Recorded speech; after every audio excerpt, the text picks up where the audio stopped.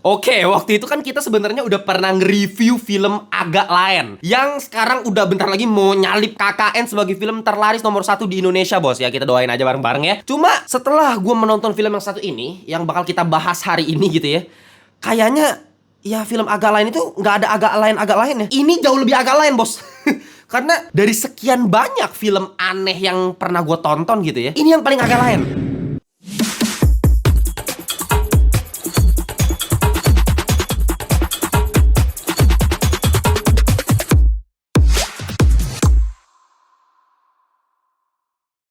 Welcome back to Ngelantur Indonesia, Skui Nonton, Skip Blon. Jangan lupa kalian semua ya. Oke, kita kembali lagi di segmen review. Ya, kita balik lagi di segmen review non-spoiler pastinya. Jadi kalau kalian belum nonton film yang satu ini, nggak apa-apa, tonton video gue dulu. Pembahasannya seperti apa, first impression gue seperti apa. Baru nanti kalau kalian pengen tonton, baru tertarik ya bisa. Atau kalian nonton dulu filmnya, baru nonton review gue juga, boleh juga sih. Sebelum kita masuk ke pembahasan kita, gue pengen minta maaf dulu ya. Ya, dari suara gue mungkin kalian udah nyadar, nih gue lagi sakit ya. Gue lagi demam tinggi sebenarnya, cuman ya demi kalian kita bikin reviewnya. Karena banyak yang minta kan, The Zone of Interest. Gastlichen Hause has Verlebten mit Jadi ya sekali lagi mohon maaf kalau misalnya hari ini gue nggak bisa se-energetik kayak biasa, kayak orang gila gitu ya. Karena bener-bener waduh demam gue tinggi juga nih. Jadi agak lemes. Ini gue agak maksa nih ya untuk review, tapi nggak apa-apa. Demi kalian kita akan bahas film yang satu ini karena buat gue ini film juga cukup gokil ya. Karena kalau misalnya kalian lihat distributor dari film ini ya studio siapa? Ya studio A24 ya, yang kalian harusnya udah tahu track record filmnya seperti apa dengan film-film yang mengutamakan sisi estetika, artistiknya, dan gimana caranya dia bisa memberikan angle-angle kamera dan scene-scene yang cukup disturbing, cukup mengganggu psikologi kita ketika kita nonton film-filmnya A24 gitu. Ya A24 sebut aja filmnya kayak The Whale, Everything Everywhere All at Once, Lady Bird, Midsommar, Hereditary, bahkan Tusk pun ya. Itu film A24 gitu. Jadi kalian tahu lah dari film-film kayak gitu, terutama buat gue sih Midsommar sih bangke sih Midsommar tuh. Kalau pas gue nonton tuh kayak anjing kenapa nih film kayak begini amat gitu. Tapi dari gue menonton film-film A24, gue jadi mulai paham nih sama gimana caranya gue secara pribadi itu bisa ditakutin lewat film. Karena gue udah pernah bilang kan, gue itu nggak takut sama yang namanya setan gitu kan. Bahkan kayak film-film Indo gitu kan, horornya Bang Joko Anwar misalnya yang udah terkenal ngeri banget, serem banget. Buat gue nggak ada serem-seremnya gitu. Karena memang itu bukan tipe gue gitu untuk bisa bikin gue takut. Malah gue lebih takut sama film-film yang horor psikologi. Ya horor psikologi ya film A24 semuanya nih disturbing semua ini. Ya film The Zone of Interest ini masuk ke 5 nominasi Oscar men. Ya tahun 2023 kita nggak tahu apakah bisa menang. Cuman kalau buat gue dari saingannya agak susah ya. Bahkan kayak di Best Picture menurut gue ada Oppenheimer. Ya film berbahasa asing maybe bisa gitu ya saingannya kayak Anatomy of a Fall. Kalau kalian pengen tonton prediksi Oscar menurut gue tahun 2023, dicek nih videonya. Ya film ini disutradarai sama Jonathan Glazers. Dan jujur aja gue secara pribadi belum pernah nih nonton film-filmnya Jonathan Glazers gitu. Ini baru pertama kali. Dan ketika gue nonton, gue pengen kasih tau dulu first impression gue tuh seperti apa. Karena ya ini film lu kalau perhatiin dari openingnya, dari awal lu nonton gitu, itu lama banget men. Ya yang tulisan Studio A24 gitu ya, tulisan apa-apa-apa, itu lama banget. Bener-bener layar putih, teks-teks gitu tanpa musik apa-apa. Terus tiba-tiba lu dibawa ke layar hitam ya, dan ada tulisan The Zone of Interest judulnya gitu ya, dengan scoring yang cukup mengganggu psikologi lagi-lagi ya. Gila, gue kayak anjing ini apa nih pak, kenapa begini pak awalannya gitu ya. Dan itu lama banget men. Bener-bener cuman judul The Zone of Interest dengan scoring yang begitu, hitam layar dong. Bisa 3 menit, 5 menit atau bahkan ya, gue gak tahu lah, pokoknya lama banget deh. Dan gue mulai ngerti, gue mulai paham kenapa diberikan awalan yang semacam seperti itu. Karena ya mungkin misalnya lu lagi abis main kejar-kejaran di depan bioskop gitu kan.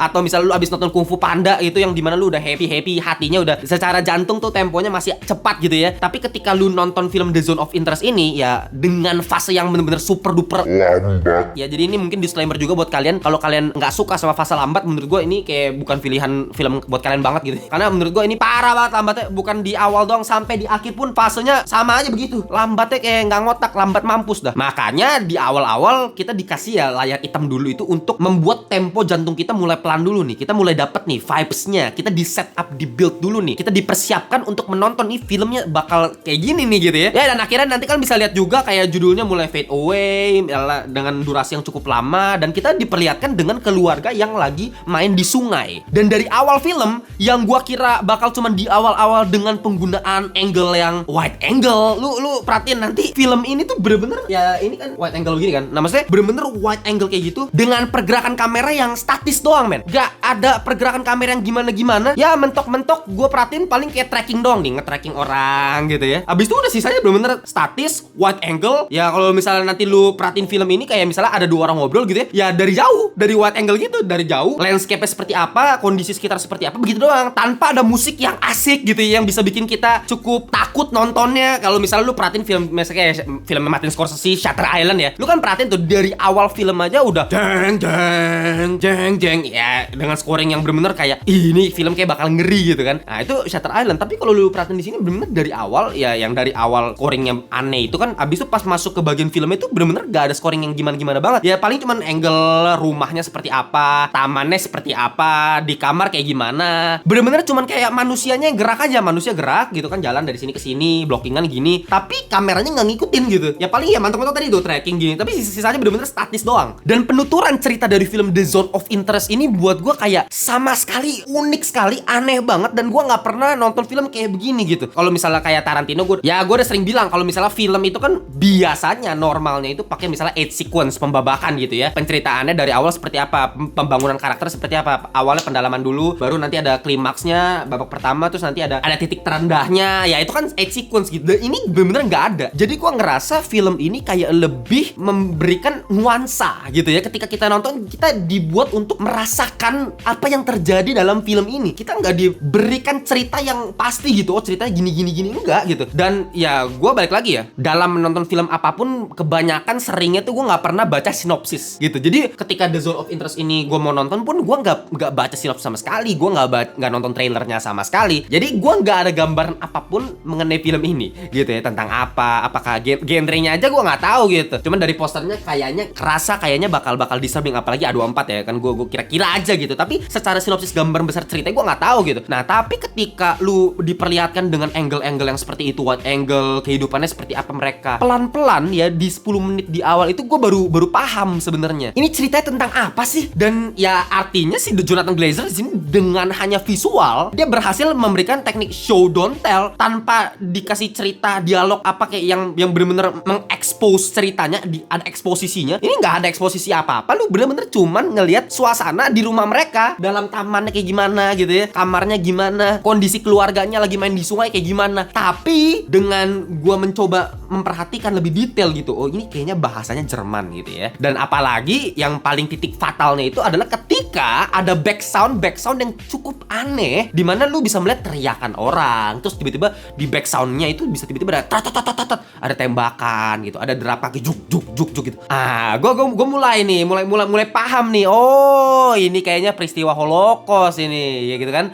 Ini kayaknya sih bakal mengambil set camp konsentrasi ya, seperti film-film Holocaust yang kita udah pernah nonton biasanya gitu. Dan perlahan-lahan gue mulai paham, oh ternyata ada karakter namanya Rudolf Hoss gitu kan, yang diperankan sama Christian Friedel, seorang komandan Nazi yang sebenarnya gue nggak tahu juga nih ini sebenarnya apa gitu. Menceritakan dia yang bakal kayak gimana itu gue bener-bener gak ada gambaran, karena ya lagi-lagi tuh dari angle-nya cuma begitu-begitu doang. Ini gitu. Dan dia di sini punya istri juga yang namanya Hedwig Hoss gitu. Akhirnya kita juga tahu lewat dialognya mereka. Dan ya gue perhatikan mukanya ya, kok ini pernah lihat ya. Oh ternyata ini si Sandra Hüller yang dia juga main di filmnya Anatomy of a Fall. Lu bayangin dia masuk nominasi Best Actress juga ya. Dan gue prediksi kan kemarin dia bakal menang tuh Best Actress gitu. Ya gila loh, dia masuk di film 2 yang nominasi Oscar, The Zone of Interest masuk, Anatomy of a Fall juga masuk. Emang gila ini orang. Dan mereka berdua ini diceritakan punya 5 anak gitu. Ya bener-bener dari mereka makan bareng, mereka main di taman, ada anak yang kecil, ada anak yang besar, gak ada dialog sama sekali yang close up gitu kan, yang intens gitu. Gimana cara mereka ngomong, gimana ngebuka cerita, nggak ada. Cuma bener-bener dari jauh aja kita kayak bener-bener kita kayak orang di pihak ketiga, perspektif orang ketiga gitu ya, yang cuma ngeliatin mereka dari jauh. Oh kehidupannya seperti ini gitu loh. Tapi yang menurut gue bikin ini berhasil, yang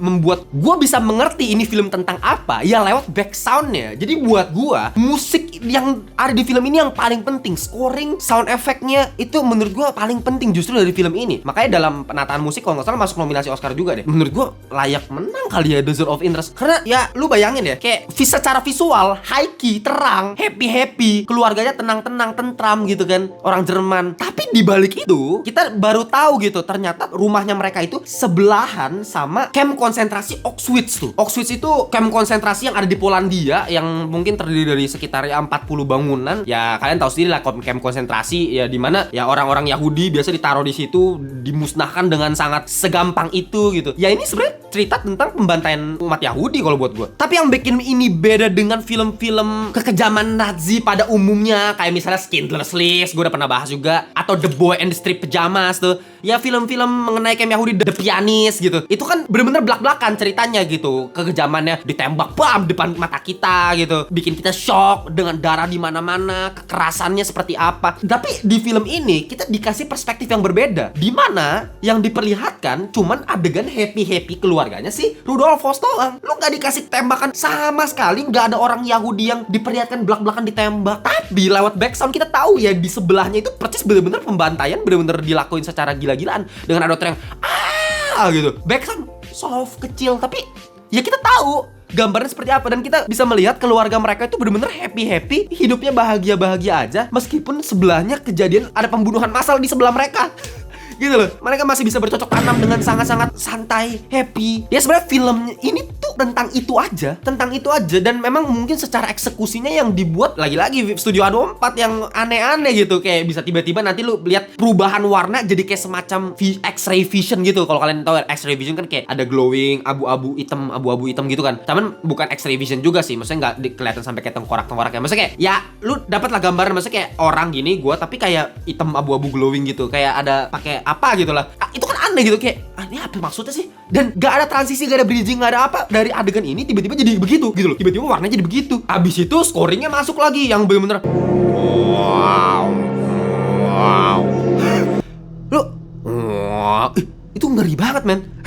Kayak lu tanpa setan belak-belakan, tanpa pembunuhan bener-bener dar gitu kan. Cuman visual yang tiba-tiba begitu terus dengan scoring wow. Itu ngeri banget ya. Itulah yang buat gua kenapa gua lebih gampang ditakutin dengan film-film semacam ini, karena lewat angle, lewat sinematografi, lewat visual diberikan kondisi yang tidak lazim, kondisi yang tidak seperti pada biasanya. Ini kondisi yang aneh gitu. Kenapa begini sih gitu loh. Lu bayangin bisa tiba-tiba shotnya ke arah bunga gitu ya. Yang tadi wide angle tiba-tiba bisa jadi macro shot bunga gitu ya. Bunga kuning, bunga biru, bunga apalah pokoknya. Terus nanti sampai yang ke bunga merah, nanti kan bisa lihat lama shot di bunga merah yang kayak kita harus interpretasi sendiri. Ini maksudnya Jonathan Glazer kasih scene ini tuh apa gitu loh. Bener-bener dikasih scene cuman bunga doang, abis itu fade away ke warna merah. Jadi satu layar bener-bener cuman warna merah doang. Itu kayak lumayan lama tuh, beberapa detik gitu ya. Shot bener-bener satu layar merah doang, terus dikasih lagi-lagi scoring. Wow. Itu kayak aneh banget gitu. Itu disturbing sih kalau buat gue. Dan dari scene yang merah gitu seketika ganti lagi ke scene yang wide angle yang bener-bener diperlihatkan rumahnya lagi, ininya lagi. Jadi kayak gue bener-bener pas nonton kayak what the hell is even that gitu. What the hell is even that? Terus kayak bisa tiba-tiba layar hitam cuman ada bolongan tengah di kecil itu, gue kayak anjing ini error kah bioskop gue? Gitu. Gue sampai kayak begitu. Kayak ini kenapa tiba-tiba jadi layar hitam terus dengan ada bolongan kecil? Oh ternyata ini bolongan pintu. Itu kan kayak what the hell gitu. Kenapa gini banget gitu filmnya? Jadi ini film bener-bener unik banget. Kayak kalau misalnya kemarin kita udah bahas di segmen Old But Gold, coba tonton videonya nih 12 Angry Men gitu ya. Gue udah bilang si Sidney Lumet itu di situ pakai teknik klaustrofobia gitu. Dimana dia di situ pakai lensa yang diperbesar terus dalam setiap fasenya. Jadi makin lama makin close up, makin tegang. Jadi lewat klaustrofobik itu kita ngerasa makin suspense gitu. Dan itu teknik yang menurut gue masuk akal. Make sense banget dong. Nah, kalau di sini suspense-nya lewat wide angle. Kita lihat dari jauh dan itu buat gue sebenarnya nggak make sense, tapi berhasil gitu loh. Ya karena ini film bener-bener beda dari semua film yang udah gue pernah tonton, mau seaneh apapun, maksudnya kayak nggak ada yang seaneh ini. Dan mungkin ini sebenarnya jadi kelemahan juga ya buat film itu. Meskipun secara disturbing gue dapet gitu ya, secara suspense dan secara eksposisi cerita lewat hanya visual dan scoring aneh itu, gue dapet ini maksud filmnya tentang apa. Bahkan sampai ending filmnya pun lu bakal tahu gitu, sampai nanti ada adegan muntah dan lu bisa tangkep gitu. Oh ini sebenarnya yang pengen diceritakan lewat film The Zone of Interest gitu.